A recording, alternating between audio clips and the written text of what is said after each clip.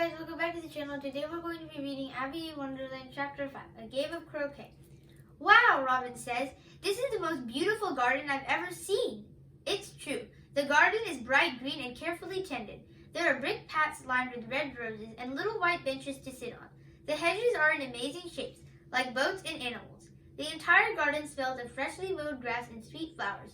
I feel like we're in a dollhouse, or a doll garden. Everything around us is our size, tiny. You know who would love this garden? My dog, Prince. He'd be chasing after butterflies and sniffing the tree roots, and eating stuff. He really likes to eat flowers. The neighbors aren't his biggest fans. Maybe it's better that he's not here. I look up at the sky. It's light blue and filled with dancing, fluffy clouds. Seriously, the clouds are dancing. A pair of clouds shaped like fluffy people are doing what I think is the waltz. In the distance, I see what looks like a castle. It has turrets and everything. The only weird thing, the castle is all red.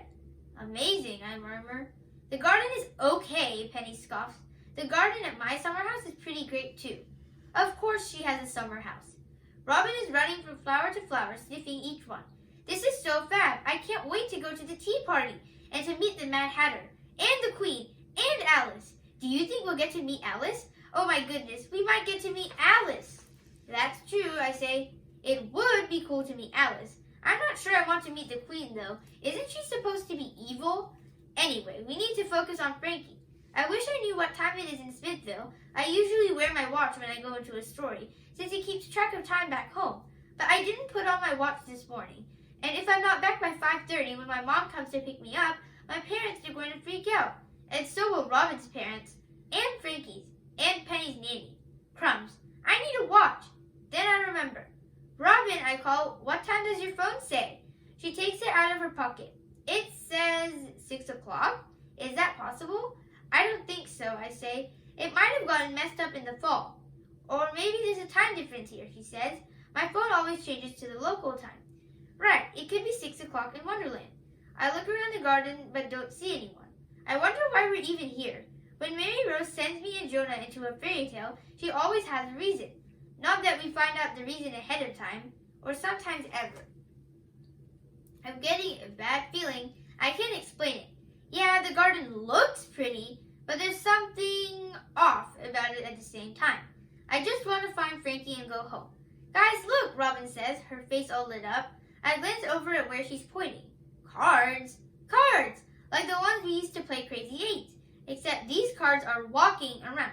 They are two-dimensional and made out of shiny cardboard, and they have heads and arms and legs, and we're the same size as them.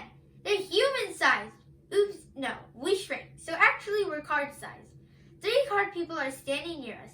I can see the little black leaf in each of the 4 corners of their card bodies. So they're spades. Are they holding paintbrushes? I squint to see better. They are, and one of them is holding a can of red paint. Off to the side, I see another card. The 2 of spades biting the nails on his left hand.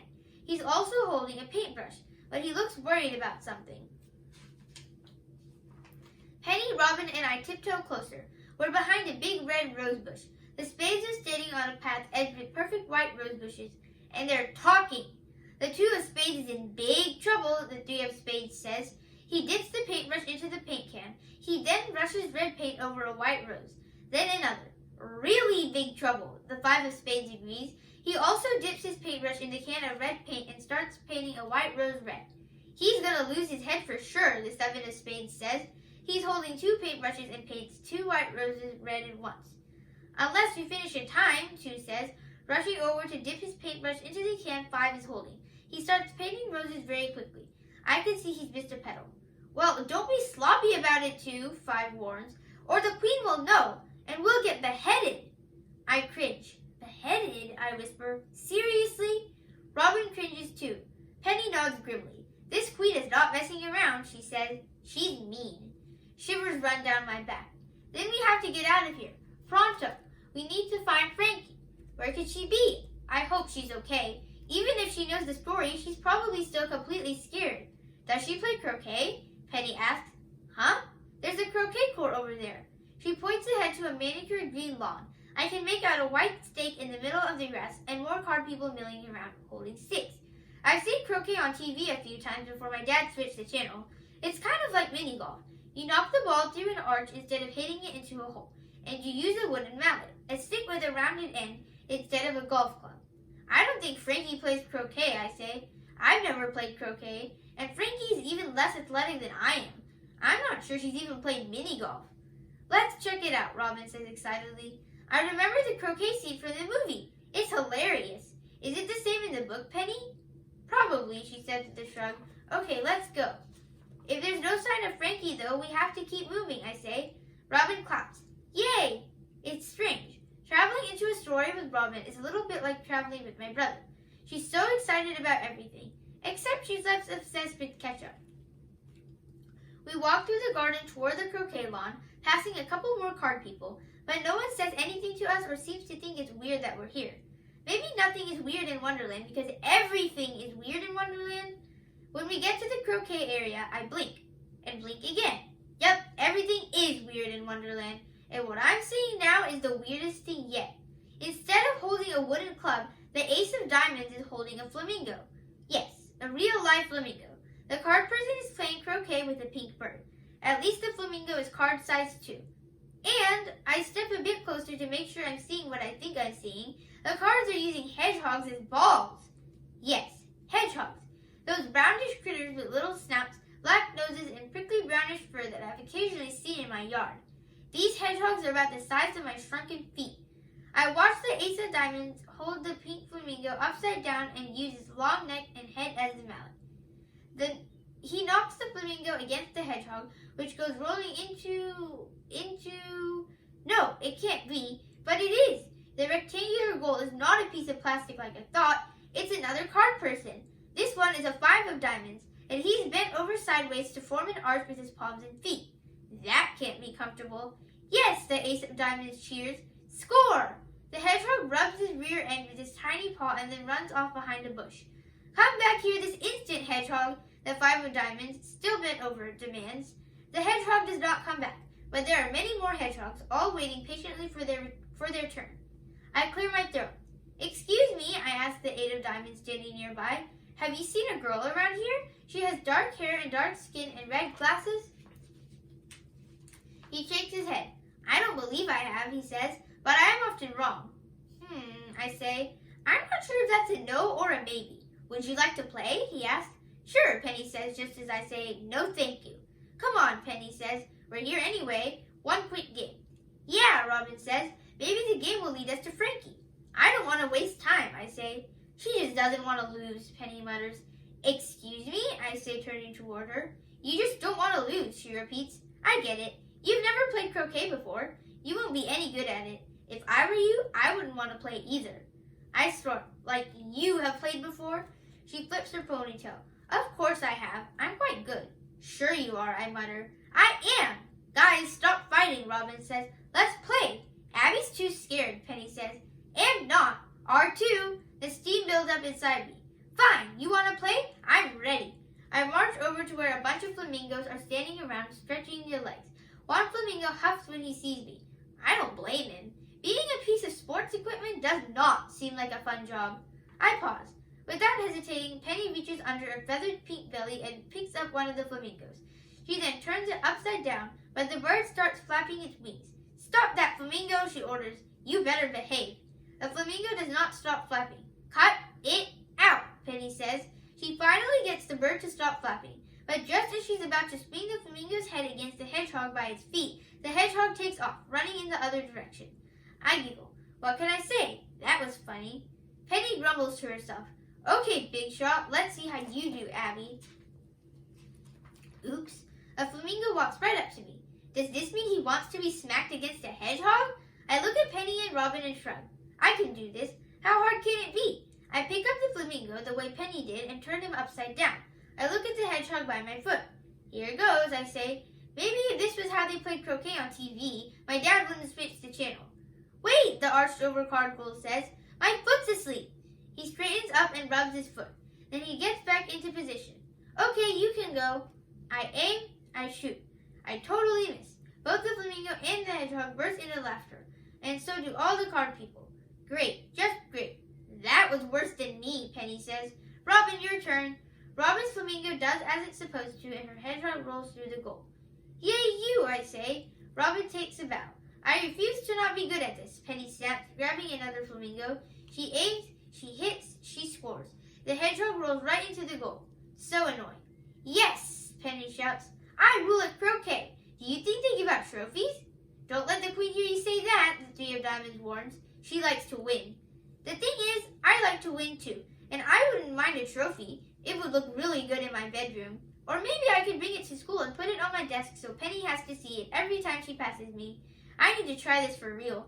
I pick up another flamingo. I quickly line up my shot and whack the flamingo against the hedgehog. I watch as the hedgehog rolls just to the left of the arched card goal. Crumbs.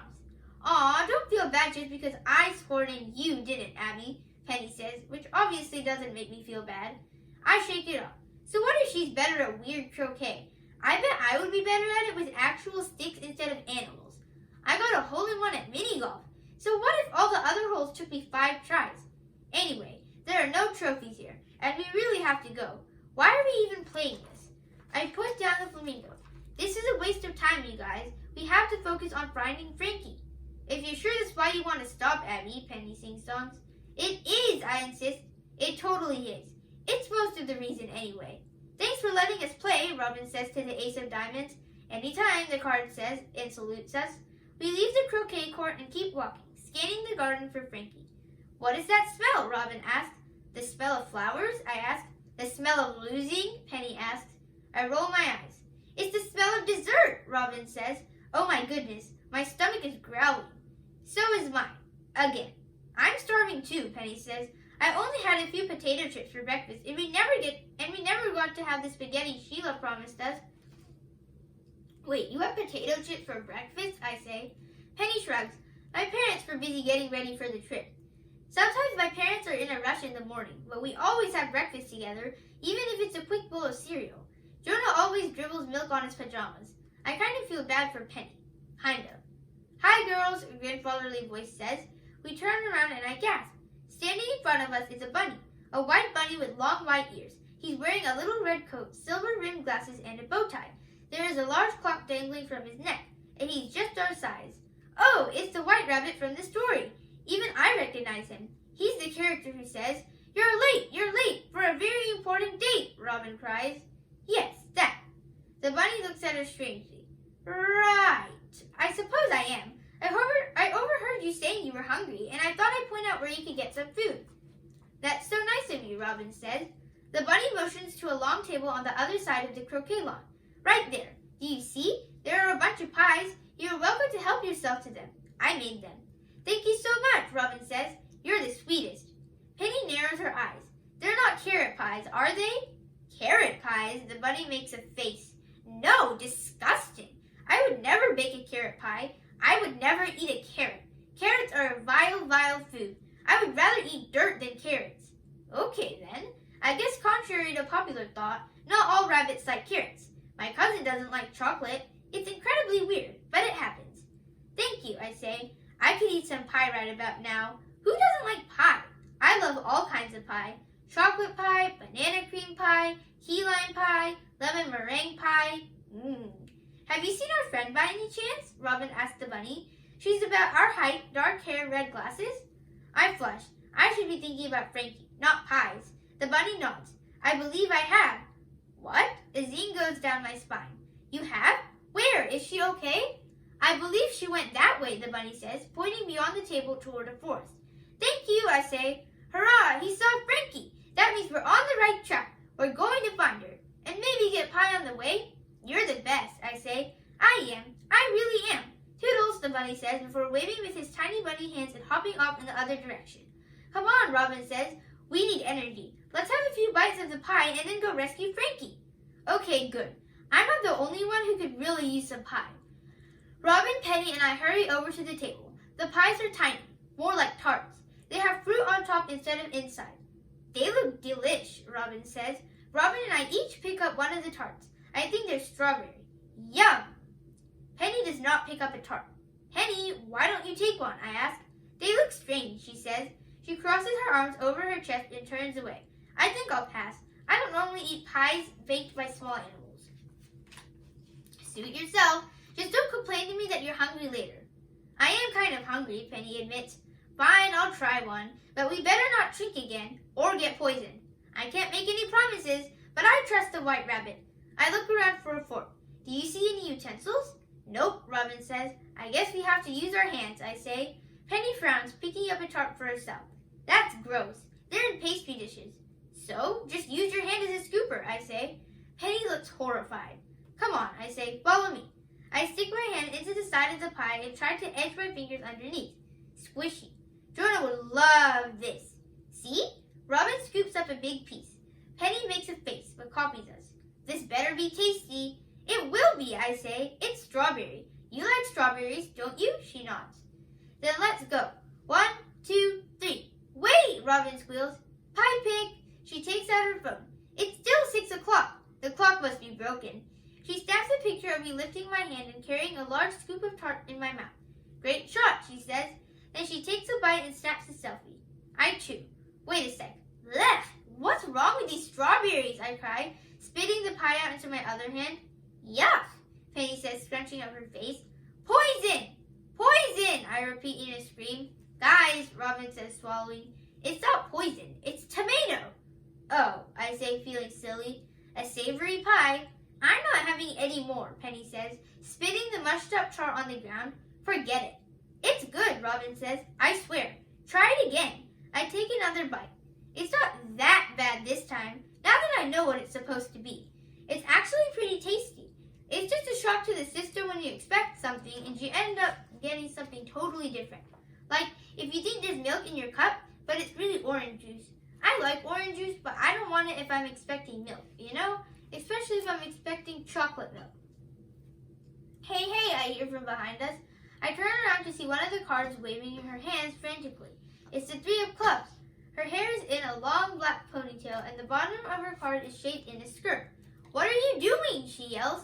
She does not look happy to see us. Just having some pie, Robin responds, lifting her hand to take another bite. Stop that, the 3 of clubs yell. I spot an actual club in her hand, like the kind of club used to hit people, typically found in caveman cartoons, and she is pointing the club at us. You are eating the Queen's tarts. The Queen's tarts? Huh? These aren't the Queen's tarts, I say. There must be a misunderstanding. These are the rabbit's pies. They most certainly are not, the 3 of clubs scoffs. They're definitely the Queen's, and you ate them. Do you know what she does to thieves? She beheads them. She can't behead me, Penny whispers. I have such pretty hair. You are eating the Queen's tarts, the 3 of clubs repeats in a screech. But, I contemplate denying it, but I'm covered in tart crumbs. Well, just explain we only took one bite each, Robin says. Maybe she'll forgive us. 6 other card people appear from behind the 3 of clubs. All of them look angry. All of them are holding clubs in scary positions. Now some of the spade cards are here too. They're holding spades. Large metal spades. Thieves! The 5 of clubs shouts as he charges toward us. Off with their heads, yelled the 6. Penny, Robin, I whisper, yell, run! Thanks for watching. Make sure to like and subscribe. Bye!